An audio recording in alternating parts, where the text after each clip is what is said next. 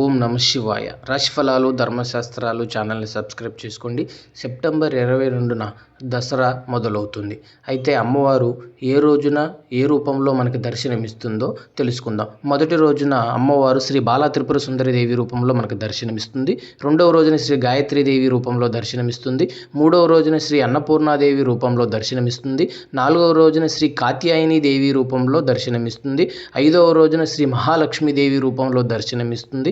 ఆరవ రోజున శ్రీ లలిత త్రిపుర సుందరి దేవి రూపంలో మనకు దర్శనమిస్తుంది. ఏడవ రోజున శ్రీ మహాచండీ దేవి రూపంలో దర్శనమిస్తుంది. ఎనిమిదవ రోజున శ్రీ సరస్వతి దేవి రూపంలో మనకు దర్శనమిస్తుంది. తొమ్మిదవ రోజున దుర్గాదేవి రూపంలో దర్శనమిస్తుంది. పదవ రోజున శ్రీ మహిషాసుర మర్దిని దేవి రూపంలో దర్శనమిస్తుంది. 11వ రోజున శ్రీ రాజరాజేశ్వరి దేవి రూపంలో దర్శనమిస్తుంది.